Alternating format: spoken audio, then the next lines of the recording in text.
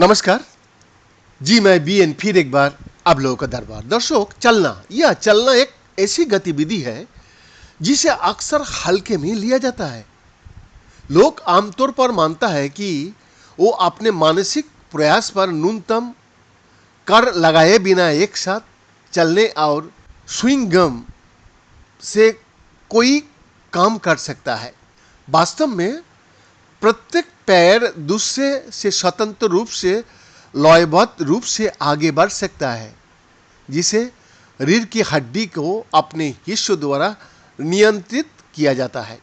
हालांकि मानव मस्तिष्क की जो चाल को इस तरह से समन्वित करने का क्षमता कि पैदल चलने वाले की पैर एक दूसरे के साथ आधे कदम का चरण से बाहर हो जाए। एंटीफेस संबंध तब इतना तुच्छ नहीं होता है जब कोई बाधा या विषमता उत्पन्न होती है, जैसे कि मार्ग में कोई मोड़।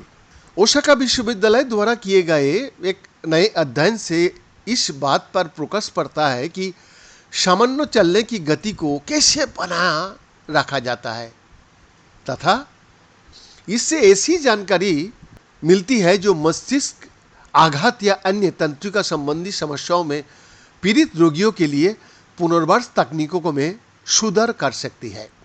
हाल ही में कम्युनिकेशन बायोलॉजी में प्रकाशित अध्ययन में शोधकर्ताओं ने स्वस्थ रोगियों से ट्रेडमिल पर चलने से गतिज डेटा प्राप्त किया, जो कभी कभी गति में अचानक परिवर्तन से परेशान हो जाता था।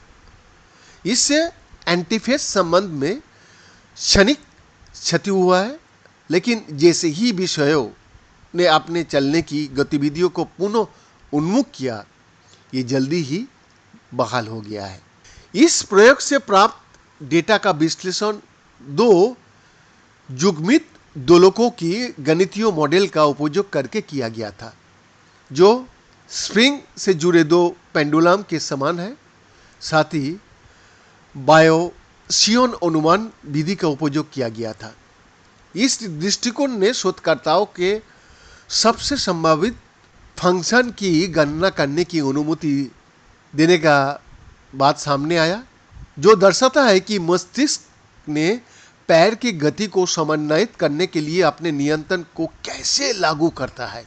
समस्या को और सरल बनाने के लिए चरण यूनिकरण सिद्धांत लागू किया गया है, जो मान्यता है कि विक्षुब्ध प्रणाली एक नियमित आवधिक समाधान कर लौट रही है, जिसे सीमा चक्र कहा जाता है। अध्ययन का प्रमुख लेखक ताकाहिरो अराई कहता है, बायोसियन अनुमान का उपयोग करके हम मात्रात्मक तरीका से पैर समन्वय के नियंत्रण का अनुमान लगाने में सक्षम हुए। आप लोगों को नतमस्तक प्रणाम। बीएन का एक्सक्लूसिव रिपोर्ट।